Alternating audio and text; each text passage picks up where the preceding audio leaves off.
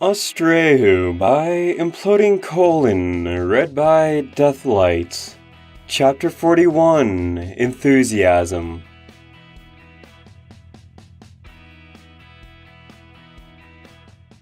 So,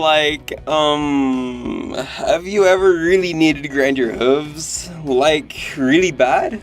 Because they get such a sharp edge from treading around so much that when you go and try to cure an itch that won't go away, you accidentally start scratching yourself really bad, and you think, ouch, geez, only if I put a file to these hooves of mine, I may not be making scars on myself. It's almost as annoying when winter hits and you start molting.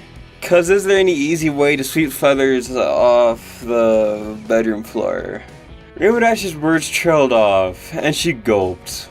The entire crowd of Winthrop ponies was staring at her blankly. She cleared her throat and shifted nervously while she sat next to Full Trot. What I'm trying to get at, I think, is an ethology. Enology. Full Trot corrected in a whispery voice. Right, one of those. Rainbow smiled sheepishly. You see, this village could go with a chance to, grind its hooves. Cause every pony is so on edge and so freaked out about these monsters. And crud that just about any little thing is capable of throwing you guys off your rockers. I mean, sure, yeah, it helps to be vigilant. Why aren't you talking? Rainbow Dash hissed. Full Trot smiled. You're doing fine. She turned towards the crowd once again. It helps to be very vigilant. But at the same time, you shouldn't forget that you're a bunch of big, strong earth ponies with a lot of weight to throw around. And these winged chumps don't know what's coming to them. Slater Seed face huffed. This is a waste of time. Exactly. Rainbow Dash smiled. She turned her head to see Full Trot's frown. No! She spun and barked at Slater Steed from afar. It's not a waste of time. Hear me out. Ponies have died trying to ward off these creatures from the top of the mountain. Slater Steed said, glaring across the crowd at her. I can't see what a Pegasus from Equestria could possibly know what we've been through. And I'm telling you! Rainbow's voice cracked as she spoke louder. They're not on top of the mountain! There's nothing on top of the mountain but the mountain! Several citizens glanced at one another and murmured as she went on. I was there, alright? I was there, and there's a bunch of fissures venting steam up into the air. Fissures? Hushtail spoke up. Yeah, they were cracks. Too tiny for even those horrible bat things to fly through. If I didn't know better, I'd say the super evil mists come from inside the mountain itself. Inside the mountain? Celestine made a face. Preposterous, that's impossible. Well, Rainbow Dash shrugged. You tell me, you're inside that giant chunk of a rock all the time, aren't you? Celestine merely frowned at her. His nostrils flared, and he motioned towards his closest cohorts. Come on, brothers. I should have known better than to call this meeting. Nothing's ever going to change. Might as well do something constructive. Quickly now, if we don't gather enough materials, the trade partners will abandon us for another year.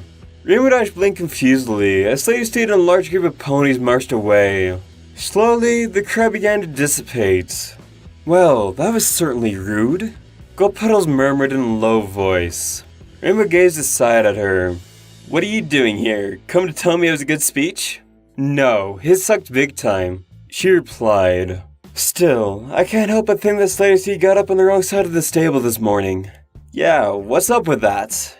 He's a headstrong stallion. Full Trot remarked, gazing at the work ponies trudging their way towards the mine shafts inside the mountain.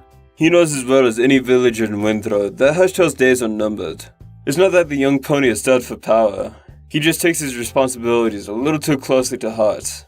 And that is a heart that has hardened over the years, Hushtail added as he marched over to Rainbow Dash. I am most sorry, question, for the awkwardness of that scene. It goes without saying that my son and I haven't seen eye to eye in a long time. Well, he's concerned for a lot of good reasons, Rainbow said.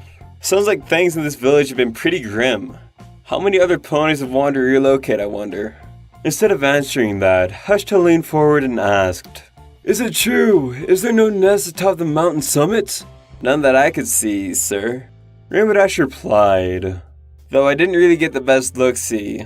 Maybe I could fly up there again. No matter what you may or may not find, I doubt that that'd be the crux of the issue. Even assuming that the creatures have dwindled in numbers overnight. If our village doesn't have a solitary defense in front, We can start mourning the fate of Indra already. I don't think I get you.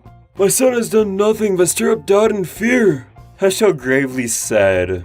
I applaud his attention to seriousness, but I fear his anxiety has gotten the best of him.